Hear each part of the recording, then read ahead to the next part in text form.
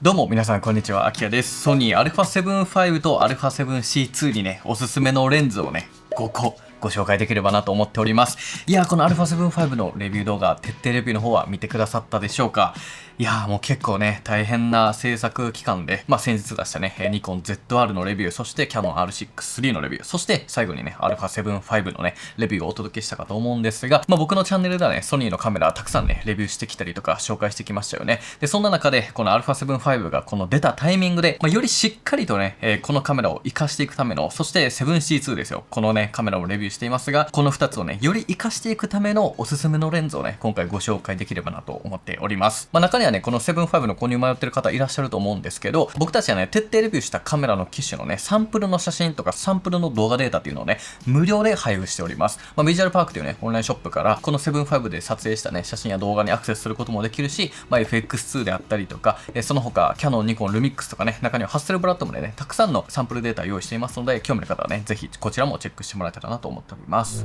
ということで、早速ね、じゃあもうやっていきましょうか。皆さん気になってると思うんでやっていきたいと思うんですけど、その前にね、まずレンズの基礎知識をね、復習していけたらなと思っております。初めてのね、レンズ購入っていう方もいらっしゃると思いますし、そもそもキットレンズでいいのかどうかっていうところの議論もあると思うんですけど、基本的に僕はボディを買って、レンズは別で買うのをお勧めしたいです。キットレンズでもいいんですけど、やっぱりね、スマホとの圧倒的な違いであったりとか、こういったね、写真とかが撮れるっていうのは、やっぱりちゃんとレンズを選んでいくことによって、このようなね、写真、結構背景がボケてたりとかね、やっぱりスマホじゃ撮れないな、これはっていうような感じのものが撮れやすくなるんですよ。なので、レンズをね、選ぶ基準としての基礎知識っていうものを簡単にね、解説できればなと思います。じゃあまず2つこちら用意しました。これをね、見ながら見ていきたいと思うんですけど、まずレンズというのはですね、F 値と焦点距離、ここをね、押さえていきたいと思います。F 値というのはですね、ここのレンズのね、ここの絞り値のところ、F1.8 とか F2、F4 とかね、こんな感じで調節することができたり、こっちのレンズだったら F4 から F22 までね、変えることができたりするんですけど、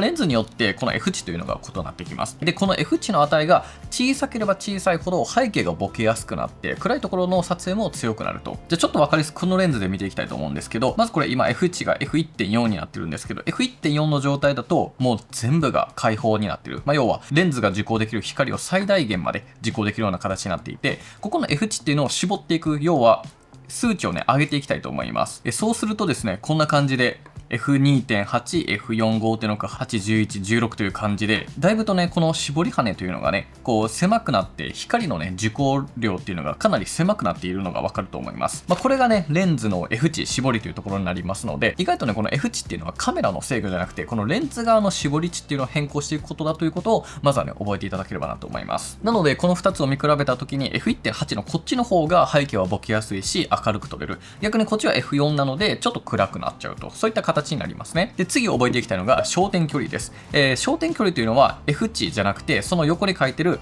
20から70とか、こちらだったら20だけっていった形になるんですけど、これが画角になってきます。焦点距離が小さいほど広角側、大きいほど望遠側になりますので、20mm が広角、70mm で、望遠側で寄っていくといった形になりますね。なので、16mm とかっていうのが超広角の表現ができたり、50mm っていうのが標準的な画角と言われていたり、あるいは 70mm、200mm っていうのが、望遠側の表現ができると。見ていただいている写真もね、全然違ってきていると思うんですけど、このように変わってくるといった形になりますね。で、それらを踏まえた上で、レンズというのは2つのパターンがありまして、それが見ていただいてたこれらなんですね。今、こっちはね、ズームができていたんですが、これがズームレンズというものになります。ただ、こっちズームができません。このね、20mm というのが固定になっている。単一の焦点距離になりますので、こういったレンズを単焦点レンズと言うんですね。ズームレンズと単焦点レンズ。単焦点レンズっていうのはズームができないんだけど、F 値がかなり低くできる。要は明るくすることができるので、両方とも良さがありますよね。ズームをして楽しむのか、より背景をぼかしたり明るく撮影をするのか、そういった違いがありますし、単焦点レンズっていうのは基本的に画質が綺麗になりやすいです。はい。なので、ズームレンズっていうのは便利なんだけれども、画質を優先するなら僕はね、単焦点が結構おすすめなので、そういったところもね、見ながら楽しんでもらえたかなと思っています。で、あともう一点だけですね、他のメーカーのね、レンズをする際の注意点についてもお話触れておきたいと思います。これら、両方ともソニーのね、純正レンズと呼ばれる、これ G レンズになっていますが、例えばタムロンとかシグマなどと、こう安くてね、高性能なレンズが他のメーカーから出てるんですよ。で、そういったものでももちろんめちゃくちゃね、いいんですけど、ただその場合ちょっと注意点があるので、それだけ先にお伝えしておきます。今こんな感じでね、ソニーの7Vにシグマのね、レンズがついてるんですが、こういった形形で使うことによって手ブレ補正のね効き具合が変わります。これはね特に動画の話になるんですけど、ソニーの純正レンズよりも、タムロンとかシグマのレンズの方が手ブレ補正のね、ちょっと効果がね若干変わってきてちょっと弱くなりやすいんですよね。特に動画のねアクティブ手ブレ補正とかのね効果をね発揮するにはやっぱり純正レンズの方が良かったりするっていう特徴があるので、まずはねここ1点覚えておきましょう。であとは、純正レンズじゃなければブリージング補正というね、そういった補正が、カメラ内で使えなかったりとかしますし、あとシグマのレンズに関してはズームの回転方向が逆になります。こっち今左に回してるんですけど、純正レンズというのは右に回すんですね。そんな大きな問題ではないんですが、若干ねここは知っておいてほしいなと思います。であとオートフォーカスに関してもよく聞かれるんですが、 AF っていうのはねもうカメラは十分いいので、どっちかっていうとレンズ次第かなと思います。結構その10年前とかのレンズになってくるとやっぱりモーターとかがね、入ってる入ってないとかで、結構ねその速度感も変わってきますし、逆にねシグマのレンズとかで、HLA っていうねハイリニアモーターとかはい、そういったものが入ってたらめちゃくちゃ速かったりっていうので、純正じゃなくてもソニーのカメラはめっちゃ速いんで、そんなにめちゃくちゃ仕事で本気で撮ってるっていう方以外であればそんなにね超重要ってわけでもないかなと個人的には感じています。はい、という感じでちょっと長くなってしまいましたが、ここからはですね実際のおすすめのねレンズを5つご紹介できればなと思っております。じゃあまず早速やっていきたいと思うんですけど、まずこれなんですね。はい、α7C2 についている、こちらのレンズです。 FE40mmF2.5G レンズというところになります。これねマジで僕一番気軽で好きです。はい、一番ねプライベートで楽しむにはこれが一番好きなんですよ。特に 7C2 との組み合わせがねめちゃくちゃいいかなと思います。このレンズですね、40mm の単玉 F2.5 なので、結構明るいし背景もしっかりとボケる。でなおかつレンズがね 173g しかないという非常にねコンパクトな軽量レンズになっています。めちゃくちゃちっちゃいですよね。でそれでいてこの質感ですよ、ビルドクオリティかなり良くてですね、結構所有欲も満たされるね仕様になっています。でこのレンズですね G マークがついてると思うんですけど、ソニーのレンズって基本的にスタンダード、無印レンズと、画質にこだわって設計した G レンズ、そしてソニーのね光学品質、技術っていうものを最大限にね発揮した、G マスターレンズっていうねものがあるんですが、その中間の G レンズなんですよね。なので画質もめちゃくちゃいいですし、結構背景のねボケ感とかそういったところも僕はね気に入っています。で意外と好きなのが最大撮影倍率というところで、このレンズね結構寄れるんですよ。28センチぐらいまで寄れるので、これぐらいね寄って撮影ができるので、結構ボケてくれるというところも非常にね気に入っていますね。何よりね軽くて気軽にね撮影できるし、やっぱりね近く撮影できるのでテーブルフォトが撮れるんですよ。なんかね料理とかを撮るときにあんまりね下げて撮らずにいけるという、ちょっとね寄って撮れるっていうのが、僕はねすごく気に入ってるところです。僕もね友人に勧めたらそのね方も買ってくれて、もうめちゃくちゃ嬉しかったりしてるっていうね、ちょっと個人的にもめちゃくちゃ好きなレンズの一つになっています。値段新品8万5千円ぐらいとちょっと高いんですけど、富士屋カメラさんのね中古価格とかで6万円台とかで確認しています。一応中古で買うなら富士屋カメラさんはすごくおすすめで、マップカメラさんもね新品は安くしてくれてるんですけど、富士屋カメラさんだとポイント還元とかが一切ないので、もう一番ね中古も安く買えるので、中古結構ねいいと思います。というわけで続いていきたいと思うんですけれども、今回見ていただいているね作例はですね全てソニークリエイターズバンドルというねものを使っています。これ何かというと、僕がね作ったソニーカメラ専用設計した、写真用のプリセットと動画用のラットをねまとめた、そんなねカラーシステムになっています。これを使っていただければね、この動画で見ていただいた作例のような素敵な色味であったり質感をね一瞬で表現することができるようになりますので、興味ある方はねぜひこちらも使っていただきたいと思いますし、今回出てるね作例はそういったものを使ってるんだと、そういったところもね知っておいていただければなと思っております。で2つ目がですねこちら、シグマの 2870mmF2.8 のズームレンズですね。もうこれはねすごく王道ではあるんですけど、そのね理由がもうめちゃくちゃ分かりやすいんですよ。レンズのね基礎を押さえた皆さんだと分かりやすいと思うんですけど、28mm から 70mm までというめっちゃ万能で、それで F2.8 投資なんですよね。要はズーム全域で 2.8 で使える。で値段が8万円なんですよ。新品で安いフルサイズのこのね小ささで、このね質感で、この描写性能で8万円っていうのはマジで安すぎる。なのでね多くの方が使ってると思うんですけど、やっぱりねこれは結局いいかなと思います。2870mm というね、広角からちょっと望遠側まで柔軟に撮りたいというねニーズを全て満たすことができる、そんなねレンズになってるんですよ。でそれでいてこのねコンパクトさですから、やっぱりね、人気な理由がわかると思うんですね。で、7.5とのね、装着感もやっぱすごくいいので、まあ、7C2 よりは7.5の方が似合うかなという個人的な印象はあるんですけど、やっぱね、このサイズ感は非常に魅力的ですよね。で、重さも 470g と非常に軽いですし、最短撮影距離も19センチから38センチなので、まあ、それなりに寄って撮影することもできます。で、フィルター径がね、67mm という、まあ、ソニーのね、レンズって 67mm がめっちゃ多いんですよ。なので、フィルターも一緒にね、使い合わせることができるというようなメリットもあります。で、一方、注意点としては 28mm スタートなんですね。まあ、基本的にね、よく言われる標準のズームレンズっていうのは24から 70mm なんですよ。まあ、例えばね、同じシグマから出ているこの 24mm、70mm の F2.8 の、アートレンズというものがあるんですが、この24と28っていうのはね、やっぱ思いのほか大きいんですね。例えば動画の撮影時とかにアクティブ手ブレ補正を入れた 1.1 倍のクロップとか、あとは7.5とかってダイナミックアクティブ手ブレ補正も入ってるじゃないですか。で、それでもっとクロップしてしまうと、ってなった時にやっぱ28スタートからクロップで30ちょいとかなってくるんですよ。ちょっとね、そうなってくるとやっぱ狭いなっていう感じがするので、しっかりと広角側で表現したいという方はやっぱこの 24mm のシグマのね、このレンズがいいかなと思うんですけど、でもね、やっぱ値段が魅力的すぎますよね。で、このレンズはね、ここにコンテンポラリーラインの C というね、刻印があるんですが、まあ、シグマのレンズって3種類のね、レンズラインナップがあって、C がコンテンポラリー。まあ、これがね、まあ、軽量コンパクト、かつ、まあ、機動力とかね、まあ、もちろん画質もいいというところもあるんですが、そういったシリーズで見ていただいたこのアートライン、これ A と書いてるんですが、こっちはまあ、よりね、こう、光学品質というか、まあ、描写性能を最優先にしたようなレンズ。で、他にも S というね、スポーツラインというものがあって、あれはね、動体撮影とかで使われるような、まあ、望遠側のレンズとかあったりするんですけど、一見ね、このアートレンズの方が画質絶対いいんじゃないかって思うと思うんですが、実はそんなことなくて、シグマってコンテンポラリーラインも十分な光学性能をね、実現しています。シグマってね、結構光学品質にはね、こだわりまくってるメーカーで、レンズをね、作る時の基準値が高すぎるんですよね。なので、シグマのレンズイコール改造性能あると思っていいぐらい非常に優れていますし、大きく何が違うかっていうと、画質っていうよりも、このアートレンズに比べて耐久性なんですよね。アートレンズってこのね、質感とか、要はいろんな環境下でもね、使いやすい防塵防滴みたいなね、そんなこう過酷なところでもね、使えるようにしっかりとしたね、設計がされていると。一方、コンテンポラリーっていうのはそういったところよりも、よりコンパクトに、で、よりそのね、シグマの描写性能を楽しむことができる。そんなレンズになりますので、意外とね、画質はね、全然心配ないです。めちゃくちゃ綺麗に撮れますし、一本これ持っておけば本当にね、全然十分満足できるんじゃないかなといったところになっています。まあ、とはいえ、この 28mm というところはね、本当に大きいので、そこがね、許容できる方はすごくいいと思いますので、ぜひね、これも気になる方はチェックしてもらえたらなと思います。ちなみに僕はね、28mm は正直あんまり合わないタイプです。動画だとね、やっぱ狭いんで、写真はめちゃくちゃいいと思うんですけど、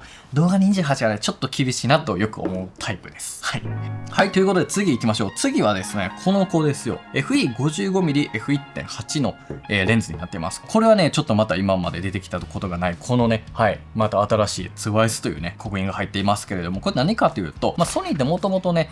ツワイスというね、ドイツのメーカーと、まあ、共同でね、レンズを作っていました。なので、このレンズも結構昔のものなんですよね。何年前 ?10 年以上前かな。本当にソニーの E マウントレンズの中でも、すごい古参というか、初めの方のレンズなんですよ。でもね、めちゃくちゃ人気があって、未だにね、売れまくってるレンズなんですよね。これ 55mm のね、単焦点レンズというところで、まあ、非常にね、背景はボケるっていうところがあるんですが、それだけじゃなくて、ツワイス特有の色のりであったりとか、まあ、ボケ感であったりとか、質感っていうのがね、明らかにあるレンズなんですね。まあ、ソニーのカメラってすごく便利だし、めちゃくちゃ綺麗にね、撮れるっていうのはあるんですけど、どこか癖がないというか、すごく綺麗すぎるというような感じがあるんですけど、純正なんだけど、なんか味を感じれるような、そんなレンズになっています。なんかね、青とか緑のね、発色も、浮き出方もすごくいいなと思いますし、僕はコントラストもね、好きだし、まあ、開放で撮るとね、ちょっと昔のレンズ感っていうのはね、出てきてはしまうんですけど、まあ、それがね、むしろ良かったりはするぐらいで、非常にね、気に入っています。僕はね、やっぱりこの 7C2 とつけてね、楽しむことが多くて、はい、こんな感じのサイズ感ですかね。はい、全然小さくて使いやすいですよね。はい。まあ、重さも 281g と非常に小さくていいっていうところはあるんですが、まあ、唯一の欠点というか、唯一ね、僕が不満に感じるのは、もうデザインかな。やっぱ最新のレンズに比べたら、ちょっとこう、ね、シンプルすぎる、かつ、やっぱちょっとそんなに高級感を感じない。値段はいい値段なんですよ。10万円なんで。まあ、富士屋カメラのね、中古だと6万円とかで確認できてますので、まあ、中古も狙い目なんですけど、新品10万にしてはちょっとね、作りはやや今はねやっぱ物足りなさを感じてしまうのはあるんですが、それでもねやっぱすごくいいですよ。であと注意点としてはボタン類が一切ないので、それこそねこのソニーのレンズのようにこの絞りのダイヤルもなければ、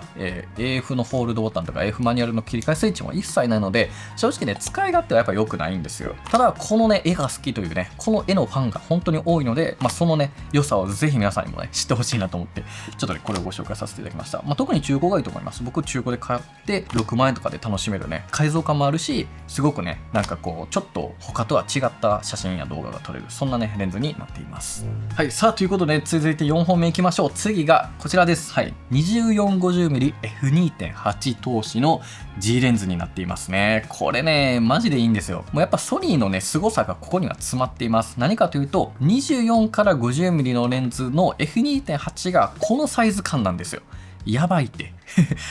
最近ねカメラ始めた方だったらあまりねちょっとわからないかもしれないんですが、ちょっとやばいんですよ。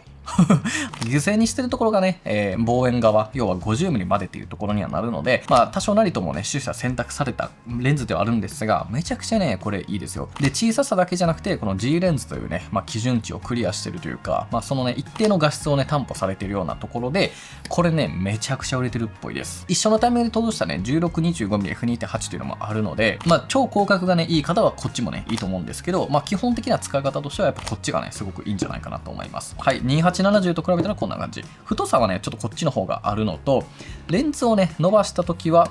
こんな感じの違いがありますね。でこっちの場合ってレンズをね伸ばした時に広角になるんですよ。縮めてると50側望遠側になるというね、ちょっと使いにくさはね正直あったりはしています。逆にこっちのシグマの凄さが際立つ気がしてきたな。はい、でもねやっぱり24スタートなので動画ユーザーとかねそういった方にはやっぱねこっちが僕は結構推したいですね。ちょっと7.5とつけてみましょう。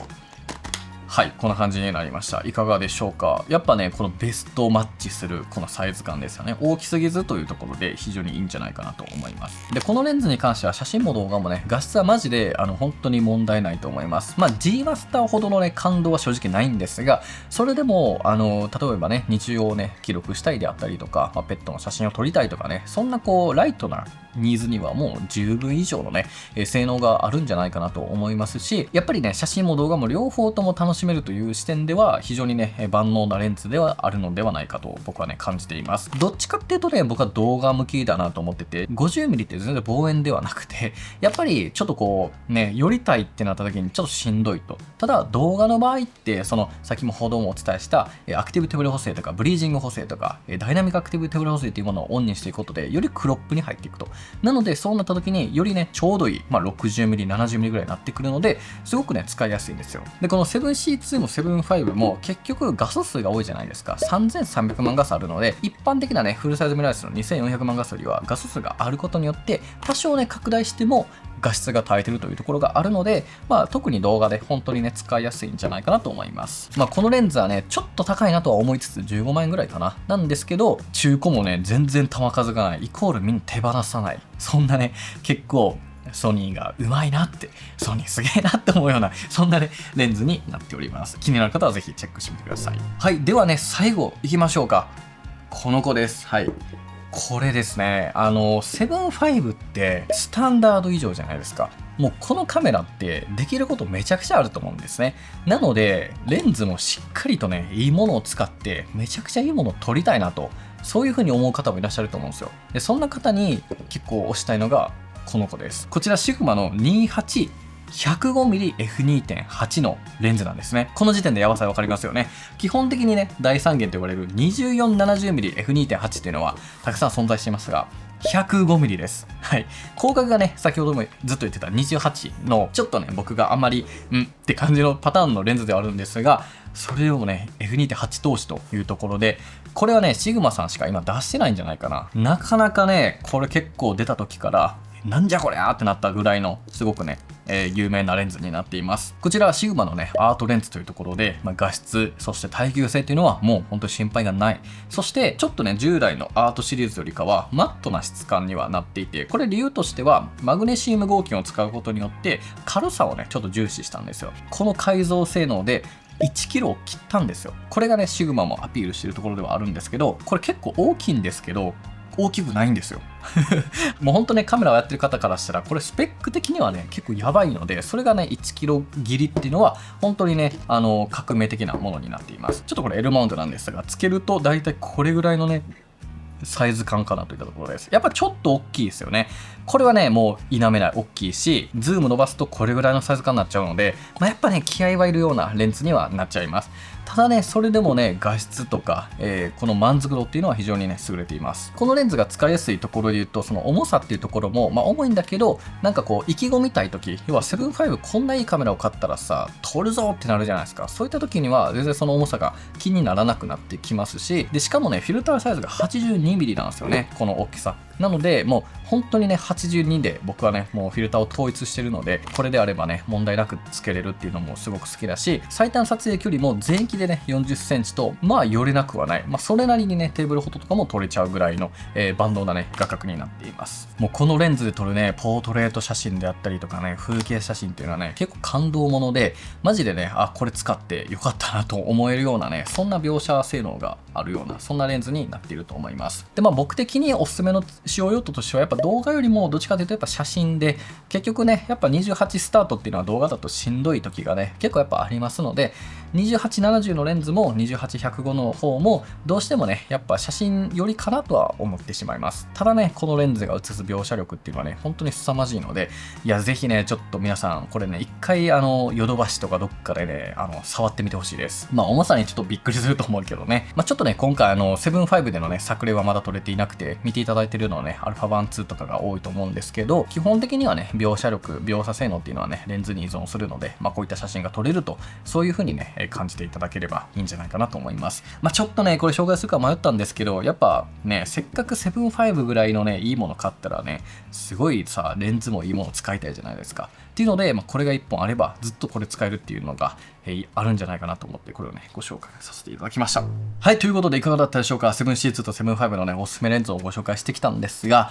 ちょっと予算度外視で紹介してもいいですか。ドリームレンズ、ちょっとね、今回持ってきたんですよ。っていうのも、おすすめとかじゃなくて、ソニーのね、技術力って本当にすごいんですよ。もうレンズをね、作ってる本数で言うとね、もう圧倒的な開発能力、生産能力があると思っています。で、そもそもね、ソニーのカメラを選んだ時点で、ここを楽しめるっていうね、もう全員にとってメリットがあると。良さがあると。で、そんなね、ソニーの技術力を最大限、詰め込んだレンズっていうのを使うと、こんなのがね、あるんですよっていうのをちょっとエンタメとしてね、ちょっと紹介したいなと思って、最後に持ってきました。はい。なので、ちょっとその2本をね、ちょっと紹介して終わってもいいでしょうか。はい。じゃあまず1本目のドリームレンズ、こちらです。はい。FE2870mm F2G マスターレンズです。やばいよね。F2.8 ではなく F2 の G マスターレンズになっています。なので、もう F2 という超明るいね、F 値で全域28から 70mm まで撮影できるようなレンズになっています。で、恐ろしいのがこの伸び率ですよ。こんだけしか伸びないんですよね。もうほぼさ、伸びてないようなもんですよ、これ。ソニーのね、超大定番の、業務とかで使われる 2470mm というね、本当に万能の2型のね、G マスターレンズがあるんですが、こっちはね、結構伸びるんですよね。で、こっちも伸ばすとこんな感じで、はい。ほぼ五分五分になると、太さはこっちの方があるんですけど、っていうね、この意外と伸びなささっていうのが、結構僕はね、評価したくて、そこもね、まず優れてると。で、このレンズはなんとね、同じく 1kg をね、切ってしまってて 918g と、言うてもね、コンパクトで、全然ね、オペレートできてしまうようなサイズ感になっていますし、何より僕が好きなのはね、ルックなんですよ。2470の F2.8GM2 よりも、ルックがちょっと良くて、なんかね、結構僕このね、なんかね、感動するような絵を撮れる、そんなレンズになってます。特にね、FX2 というカメラと、この2870でね、ピアノのね、演奏シーンを撮影した、映像があるんですが、これ全部このレンズ1本で撮ってるんですけど、結構やばくないですか？なんか背景のボケ方であったりとか、なんかこう観客、客席のね、方のこの抜け感の、なんかこう透明感というかね、ちょっとその質感っていうのが本当に僕めちゃくちゃ好きで、あとはポートレートとかもね、背景のボケがえげつないし、もはや全部これ単焦点で撮っただろうって言ってもわからないぐらいのね、もうキレのある描写で、非常にね、これは満足度の高いね、そんなレンズになっています。1個不満があるとしたら、フィルターのね、大きさで 86mm なんですよ。今、ステップダウンリングをつけてるので、82にして使ってるんですが、この辺りはね、ちょっと使い勝手は悪いんですけど、それでもね、ちょっと感動的な絵が撮れるんですよ。なんで、YouTube のトークとか、そういったね、使い方をするんじゃなくて、作品を作るときに僕はね、これを使って、非常にね、たくさん楽しんでいるというか、仕事もね、してるといった形になりますね。これはね、結構やばいですよ。ただ値段がね、45万弱ぐらいかな。もうめちゃくちゃ高いと、本当に手が出ないですよね、これは。なんですけど、ちょっとエグくて、セブンファイブとぜひよかったら皆さん使ってみてください。これ、やばいんで、いつかね、ぜひ、ちょっと触ってもらえたら嬉しいなと思います。ということで、最後のドリームレンズ見ていきましょう。この子です。はい、じゃん。すいません、皆さん。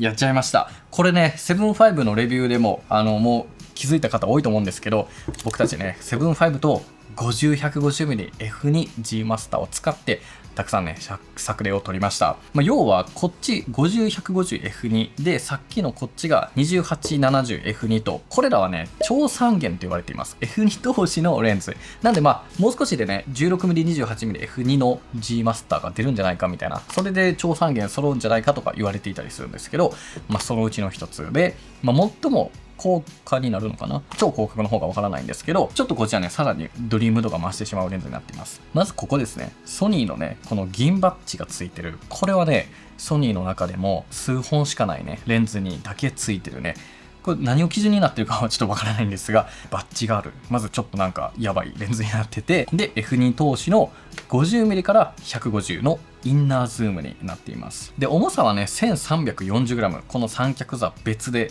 ありますから、普通に超望遠レンズぐらいの重さにはなっていますし、またフィルター系大変です。はい。95mm。先ほどの86よりもまた大きい95のフィルター系なので、ちょっとね、工夫は必要です。僕はね、ステップダウンつけてやってるんですが、写真を撮るとですね、50mm であったとしても、蹴られてしまうというところになるので、やっぱね、ちょっとこのフィルターは結構しんどいなと感じています。で、そもそもの光学性能っていうのがもうピカイチで、もう、これはね、ソニーのレンズを数々使ってきましたが、もう一番感動したと言っても過言ではないぐらい、結構ビビり倒しました。で、それプラスで、4機のね、リニアモーターが入っているというところで、AF のね、速度がもういかついと。はい、もうどんだけ浅い被写界深度で 150mm で撮ったとしても、フォーカスが外れません。これ普通にね、東京の街並みでね、散策しながら撮ってただけなんですよ。ただただ言い抜けをね、探していい感じの雰囲気で撮ってただけなんですけど、このね、描写性能が出てきますので、結構ほんまにね、びっくりしました。でちょっとね、これに関しては改めてね、レンズレビューしていきたいなと思ってはいるんですけど、どうでしょうか。あんまり需要はないと思うんで、どうしようか迷ってるんですけど、値段がね、54万円弱というところで、全然普通にやばすぎて、ちょっと笑えないぐらいにはなってくるんですけど、でもね、本当仕事とかで使う分には、マジで投資価値のあるようなレンズかなと思いました。という感じで、このね、ちょっと超三元のドリームレンズをご紹介させていただいたんですけど、僕結構ね、やっぱ他のメーカーのカメラも使ってるわけですよ。パナソニックとか、ニコンも最近は使わせてもらったり、使わせてもらったりとか、買って使ったりしてますけど、やっぱね、レンズってマジで大事で、そのレンズのてっぺんが、そのメーカーをね、買う、要は投資するね、判断基準だと僕は思ってるんですよ。やっぱりね、どれだけいいボディがあろうと、そのね、レンズが潤ってなかったり、レンズの可能性を感じなければ、やっぱしんどいと思うんですよね。やっぱレンズがどんどん出てくることによって、この先の表現方法も増えてきますし、こんなレンズがあるんだっていうのを知れたらさ、メーカーの技術力もある程度わかるじゃないですか。ソニーはね、このレンズを作れるんですよ。ってなったらもちろんね、安い10万円以下のね、レンズだっていいものを作れるだろうし、ちょっとソニーはね、レンズ高いですけど、なんかこう表現の先っていうものをね、イメージしやすかったりとか、カメラをね、始めた人たちにとって、いつかこんなん撮れたらいいなって思うこともすごくね、重要だと思いますので、ちょっとね、すごく上からのような感じでおこがましいし、すごく恐縮ではあるんですが、ちょっとね、あえてこれをね、ご紹介させていただきました。もしね、機会があればぜひ使ってみてください。はい。ソニーストアとかに行くとね、これら体験することがいつでもできますので、はい、ぜひね、行ってみて手に取ってもらえたらなと思います。重いんでね、全然プライベートで使うとかしんどいんですが、業務とかでもね、使えるような、そんなレンズになっています。はい、ということで今回の動画いかがだったでしょうか。ソニーのね、フルサイズカメラをね、購入したらぜひね、知っておいてほしいレンズとか、おすすめのレンズをね、ご紹介させていただきました。で、この7-5でね、撮った撮影データとかもね、無料でダウンロードできるようにね、ビジュアルパークの方で用意しておりますので、ぜひね、興味ある方はチェックしてみてください。で、あとはね、ソニークリエイターズバンドルというね、ソニーカメラ専用設計したプリセットとラットのね、オールインワンパック、ク両方使うことができるバンドルもね用意していますし、これらはね両方ともそれぞれ別々の、ラットパックとプリセットパック両方ともね別でお買い求めいただくことも可能です。これをね使っていただくとね、ほんと一瞬でね、僕たちが普段から使ってる色味をねワンクリックで表現することができるようになりますし、カメラ内にねラットを読み込んだりとか、編集のねプリセットを使ってよりね編集時間を短縮させたり、よりね方向性を導いていくことがねできるかと思いますので、ぜひねこちらも興味ある方はチェックしてもらえたらなと思っております。ということで皆さん最後までご視聴いただきありがとうございました。ではまた次回の動画でお会いしましょう。バイバイ。